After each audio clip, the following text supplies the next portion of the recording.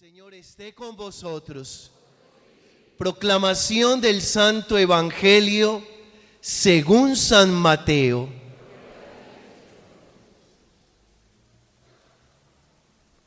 En aquel tiempo se adelantó Pedro y preguntó a Jesús: Señor, si mi hermano me ofende, ¿cuántas veces le tengo que perdonar?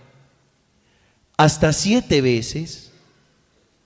Jesús le contesta: no te digo hasta 7 veces, sino hasta 70 veces 7. Y a propósito de esto, el reino de los cielos se parece a un rey que quiso ajustar las cuentas con sus empleados. Al empezar a ajustarlas, le presentaron uno que debía 10,000 talentos. Como no tenía con qué pagar, el Señor mandó que lo vendieran a él con su mujer y sus hijos y todas sus posesiones, y que pagara de esa manera. El empleado, arrojándose a sus pies, le suplicaba diciendo: ten paciencia conmigo y te lo pagaré todo. El Señor tuvo compasión de aquel empleado y lo dejó marchar, perdonándole la deuda.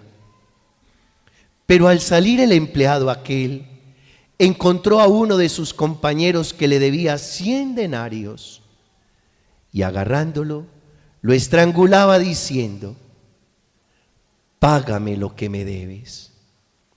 El compañero, arrojándose a sus pies, le rogaba diciendo: ten paciencia conmigo y te lo pagaré. Pero él se negó y fue y lo metió en la cárcel hasta que pagara lo que debía. Sus compañeros, al ver lo ocurrido, quedaron consternados y fueron a contarle a su señor todo lo sucedido. Entonces el Señor lo llamó y le dijo: siervo malvado, toda aquella deuda te la perdoné porque me lo pediste. ¿No debías tú también tener compasión de tu compañero como yo tuve compasión de ti? Y el Señor, indignado, lo entregó a los verdugos hasta que pagara toda la deuda. Lo mismo hará con vosotros mi Padre del cielo, si cada cual no perdona de corazón a su hermano. Palabra del Señor. ¿Se pueden sentar?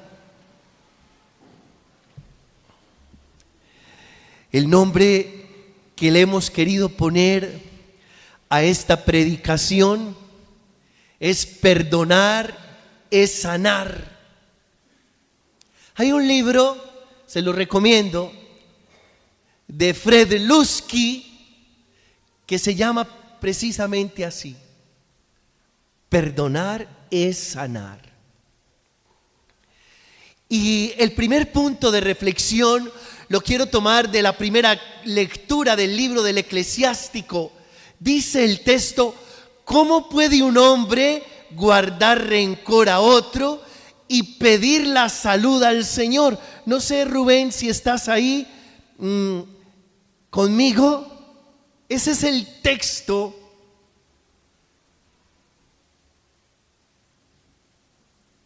al que me quiero referir, que es un trozo de la primera lectura. ¿Cómo puede un hombre guardar rencor a otro y pedir la salud al Señor? Es una pregunta. Es una pregunta para ti. ¿Cómo puedes decirle al Señor que te sane si estás lleno de rencores? Nos encanta cuando el sacerdote invita a un rato de oración de sanidad, porque sabemos que la salud es muy importante en nuestra vida. Pero ¿cómo le pides al Señor la salud si tu corazón está lleno de resentimientos? Y tú sabes bien que el rencor enferma. Y no se trata de negar las emociones, no se trata de eso. Pero sí se trata de no anidar esas emociones negativas. No las anides. Tú sí te puedes enojar. Te puede dar cólera. Te puedes molestar. Te puedes irritar. Te puedes fastidiar con algo. Pero no anides esa emoción, porque te enferma. Dicen los estudiosos que el rencor produce hipertensión arterial, problemas cardiovasculares, estrés, insomnio, y es cierto. Así que, hermanos, el perdón trae a nuestra vida la salud. Y no solo la salud espiritual, también la salud física. Existen 3 emociones con una capacidad enorme de enfermar: la tristeza, el miedo, el resentimiento. ¿Cuáles? Diga en esta tarde: en el nombre de Jesús, declaro para mi vida no anidar miedos, tristezas, resentimientos. El segundo punto de reflexión también está tomado del texto del libro del Eclesiástico. Ya terminando, Rubén, ayúdame. Dice el texto: piensa en tu fin y cesa en tu enojo. Piensa en tu fin y cesa en tu enojo. Ya no más enojo. Te enojaste un rato y punto, pero basta. Ponle límites a ese enojo para que no se convierta en un resentimiento, en un rencor que luego te enferme. Pero piensa en tu fin. Es decir, piensa en tu muerte. Si usted supiera que hoy se va a morir, ¿qué haría? De repente llamaría a las personas con las que ha tenido inconvenientes, desencuentros, y se disculparía para no irse con ningún pendiente. Si tú supieras que las personas de tu casa hoy van a morir, y si estás enredado con un resentimiento, un rencor, ¿qué harías? Yo creo que hablarías con ellas, harías las paces con ellas. Una persona vino a consulta espiritual y me dijo: padre, me está carcomiendo la culpa. Y le dije: ¿qué pasa? Y me dijo: padre, no sé, pero mi madre murió hace 2 meses y yo estaba enojado con ella.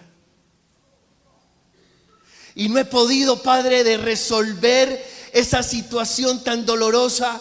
Me está doliendo más el hecho de que yo estuviera enojado con ella que su misma muerte. Piensa en tu fin y cesa en tu enojo. No vale la pena. No vale la pena lo que hoy estás sintiendo en tu corazón. Háblate con la persona con la que rompiste la relación. Vuélvele a hablar. Haz las paces. No sea que hoy te mueras. No sea que esa persona muera. Pero no guardes rencor. El tercer punto de reflexión lo tomo de la segunda lectura de la carta del apóstol Pablo a los Romanos. Y dice: ninguno de nosotros vive para sí y ninguno muere para sí. Si vivimos, vivimos para Dios, y si morimos, para el Señor morimos. Y usted puede estar pensando: Pedro, ¿qué tiene que ver pues lo que estás hablando del perdón, la reconciliación, con esta segunda lectura de la carta del apóstol Pablo a los romanos. Si morimos, morimos para el Señor. En la vida y en la muerte somos del Señor. Y tiene que ver todo, mira. ¿Uno vive para Dios o vive para su propio ego? Y cuando vive para su propio ego, es porque hay un amor propio exagerado. Usted dirá, padre, pero ¿cuántas veces nos has dicho que nos queramos? Pues sí, claro, debes quererte, debes estimarte, debes valorarte, pero no de manera exagerada. Porque cuando ya es exagerado, eso tiene un nombre, se llama egolatría. Terminas idolatrando tu propio ego. Y cuando terminas idolatrando tu propio ego, no eres capaz de perdonar. Mira, cuando una persona es demasiado egocéntrica, cualquier cosa que le hacen se le vuelve un mundo y luego otro mundo para poderse reconciliar. Se llama hipersensibilidad emocional, y la hipersensibilidad emocional es fruto de un amor propio exagerado. No vivimos para el ego, vivimos para Dios. Y si vivimos para Él, vivimos. Y si morimos para Él, morimos. Tanto en la vida como en la muerte le pertenecemos al Señor. Por favor, no te quedes rumiando lo que el otro te dijo y no te gustó. Que eso no se quede haciendo ruido en tu cabeza. Metabolízalo, déjalo ir. Supera ese amor propio exagerado. No te quedes rumiando lo que el otro te hizo. Déjalo ir, déjalo marchar. Deja que el agua corra entre las piedras. Supera ese amor propio exagerado. Tú no vives para tu ego, tú vives para Dios. No sé si a ustedes les pasa, a mí me pasa. Porque lo que a ustedes les pasa me pasa a mí, y lo que a mí me pasa les pasa a ustedes. Que uno a veces se queda rumiando algo que le dijeron, y en la noche antes de dormir se está rumiando eso, y cuando despierta vuelve a rumiarse eso, y cuando está en la ducha se sigue rumiando eso que le dijeron, y eso no te deja estar tranquilo, porque estás viviendo para tu ego, y a ti te llamaron para que vivieras para Dios. No te rumies lo que tienes que dejar ir. Y que tú puedas disfrutar la vida plenamente. Y usted me dice, padre, ¿qué tiene que ver esto de disfrutar la vida plenamente con el perdón? Una persona que está llena de resentimientos no puede disfrutar la vida plenamente. Hay una arandelita frente a muchas situaciones que no te permite saborearte la vida libre y plenamente. Y cuando digo libre y plenamente es porque si tú tienes rencores con alguien y ese alguien va a ir a una fiesta, entonces tú dices, yo no voy a esa fiesta porque va a ir fulano de tal. Y si tú tienes rencores con una persona y esa va a estar en un paseo, entonces yo no voy a ese paseo porque fulano de tal va a estar en ese paseo. Y ¿sabes qué es lo que pasa? Es que tú mismo te vas cerrando los espacios y terminas viviendo en una baldosa, y al vivir en una baldosa te vuelves neurótico. Eso es lo que pasa. Y cuando te vuelves neurótico, entonces ya no estás disfrutando la vida plenamente. Y al respecto quiero ayudarle a hacer esta aclaración. Escúcheme esto, que se lo digo con todo el amor. Supere el ideal que tiene del otro. Diga, superaré el ideal que tengo del otro. ¿Ustedes sabían que eso hace demasiado daño? Miren, todos los seres humanos tenemos un ideal de papá aquí, un ideal de mamá, un ideal de hermano, un ideal de esposo, un ideal de esposa, un ideal de amigo, un ideal de cura. Todos. Y cuando uno se levanta, se da cuenta a la hora de relacionarse que esos ideales que tiene aquí no se parecen en nada a los reales.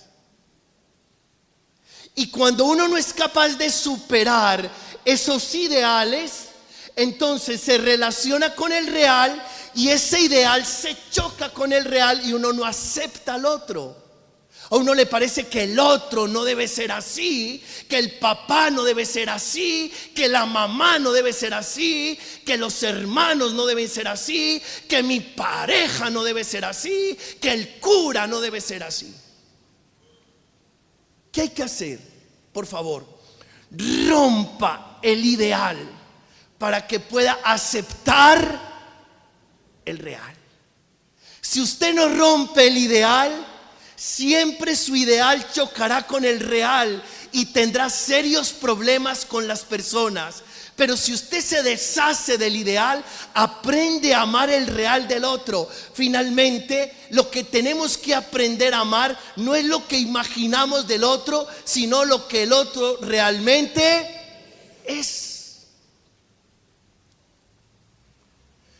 Cuarto punto de reflexión.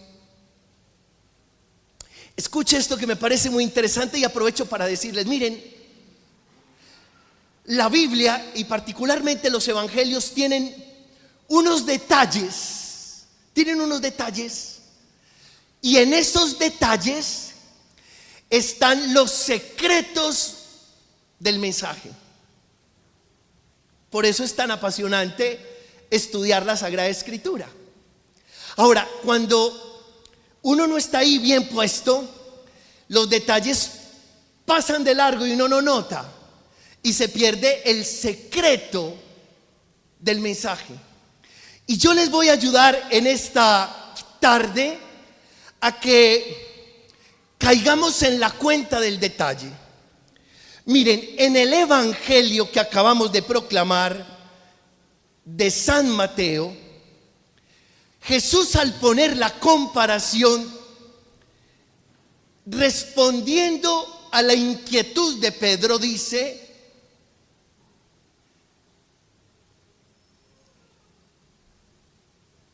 al empezar a ajustarlas, hablando de las cuentas, le presentaron uno que debía 10,000 talentos.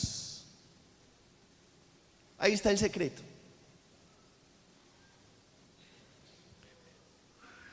Y al presentarle ese hombre, no pudo pagar los 10,000 talentos.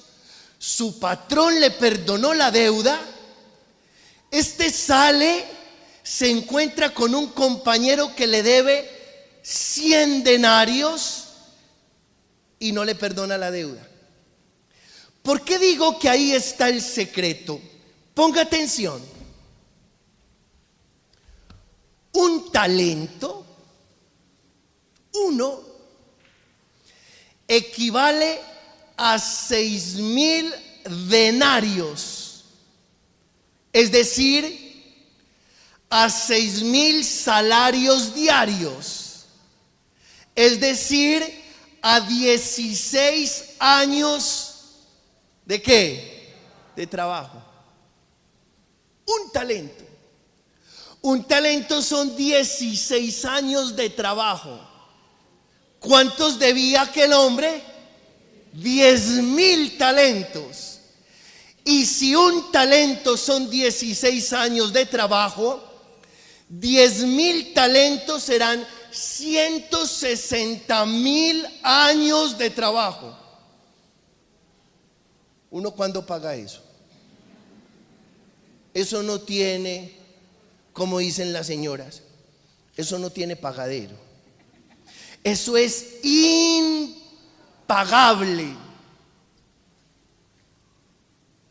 160,000 años de trabajo. A diferencia del otro que solo debía 100 denarios, es decir, 100 jornales, 100 días. ¿A dónde quiero llegar con este punto? Quiero llegar con este punto, que el perdón tiene que ver con lo imperdonable.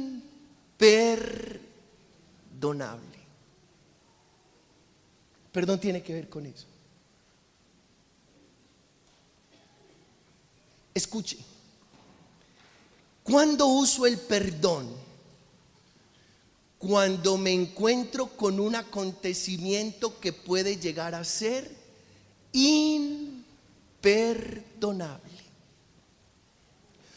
Por eso no entiendo cuando alguien me dice: padre, es que yo sí perdono que se haya llevado las llaves y que me haya dejado afuera. Yo eso sí lo perdono. Y yo perdono que no le haya comprado los zapaticos al niño, que el niño ya necesita unos zapatos nuevos. Pero una infidelidad, padre, una infidelidad, yo eso no se lo voy a perdonar. A mí me toca sacar todo esto, sacar mi arsenal de palabra y de Biblia. Le digo: un momentico, espere a ver usted para dónde va. Es que el perdón es para perdonar lo imperdonable. Las bobaditas de la vida, eso no. Es precisamente cuando el error es grande y grave, que yo tengo que abrir mi corazón y decirle al otro: como es imperdonable lo que me hiciste, yo estoy listo para darte una oportunidad y para abrazarte de nuevo. La honra y la gloria, ¿para quién? Para Dios. Solo para Dios. Tiene que ver con lo grande, con aquello que parece tan grave y que uno dice: esto no tiene nombre, esto no tengo cómo perdonarlo. Precisamente es eso lo que tenemos que perdonar, porque hemos entendido que al que se le perdonó debía una cuantía imposible de pagar. El quinto punto de reflexión: la diferencia entre 100 días de trabajo y 60 millones de días de trabajo. ¿Qué diferencia tan grande? A este le perdonan 60 millones de días de trabajo y este no perdona 100 días. Para sacar esta conclusión, hermanos, pongan cuidado. Hay un abismo entre lo que debemos y nos deben. Diga después de mí: hay un abismo entre lo que debemos y nos deben. Hay un abismo. Yo lo voy a poner en mi caso. Lo que yo debo a Dios, no tengo con qué pagarlo. Y lo que ustedes me deben, me lo pagan muy fácil. Ahora, yo no puedo ponerme a pelear con lo que tú me debes cuando yo sé que lo que yo le debo a Dios, no tengo con qué pagarlo. Y lo voy a poner en tu caso. Mira, lo que tú le debes a Dios, no tienes con qué pagarlo. Lo que otros te deben, te lo pagan muy fácil. Cada que alguien te haga algo, piensa en eso. Esto no es nada para lo que yo le debo a Dios. Esto no es nada. Esto no es nada. Y si el Señor fuera a cobrarme, que ya sabemos que ni paga ni cobra, ya sabemos que ni paga ni cobra, pero si nos gusta imaginar esto, si el Señor nos fuera a cobrar, no tendríamos con qué pagarle. Cuando alguien te haga algo, piensa en eso. Esto en relación a lo que yo le debo al Señor es nada. Sexto mensaje. Dice el texto que fue y lo metió en la cárcel. Este que había sido perdonado no fue capaz de perdonar a su compañero y fue y lo metió en la cárcel. Pero ¿saben una cosa? El de la cárcel, en realidad, la cárcel en realidad es para el que no perdonó. A mí me gusta mucho leer a Nelson Mandela. Es una ficción que tengo. Y cuando Nelson Mandela fue a salir de la prisión, dijo: al salir por la puerta hacia la libertad, supe que si no dejaba atrás la ira, el odio y el resentimiento, seguiría siendo un prisionero. Y uno se vuelve prisionero del resentimiento y del rencor. No es que uno meta a la cárcel al que no le paga, es que uno se va a la cárcel por no perdonar lo que el otro le debe. La peor cárcel del ser humano son los barrotes y las rejas del resentimiento y el rencor. Y termino esta predicación con el séptimo punto. Dice el texto al final del Evangelio, Rubén, ¿me ayudas? Sus compañeros, al ver lo ocurrido, quedaron consternados. Cuando los compañeros de aquellos hombres se dieron cuenta que éste no le perdonó la deuda de 100 denarios al otro, quedaron consternados. ¿Y por qué? Porque el rencor lo único que sabe producir es tristeza. Yo no puedo creer que alguien me diga: padre, tengo mucho resentimiento, muchos rencores, y eso me hace sentir como tan rico. Yo me siento tan contento y tan feliz con estos deseos de venganza, con estas ganas de desquitarme, con estos rencores, con estos resentimientos. Yo bailo en una pata, padre, de cuenta de estos resentimientos que tengo.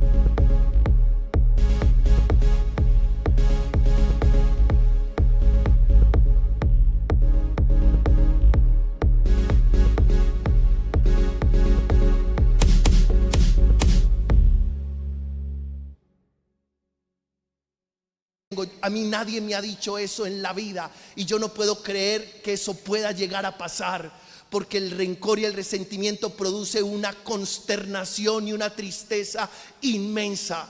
Y crean, hermanos, que si esta palabra el Señor hoy nos la ha regalado, es porque nos quiere libres y alegres, y porque quiere que tengamos vida en abundancia. Usted vino por una palabra que le dé calidad de vida y la acaba de recibir. A Dios la honra y la gloria por los siglos de los siglos.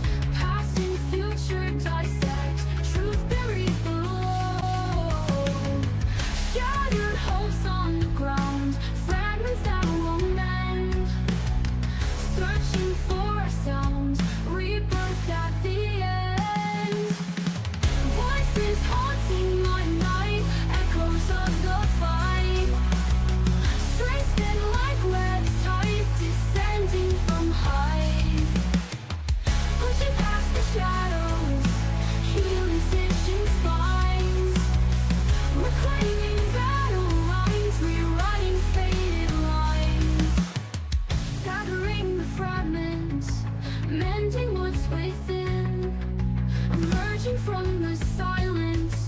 A warrior's rise begins.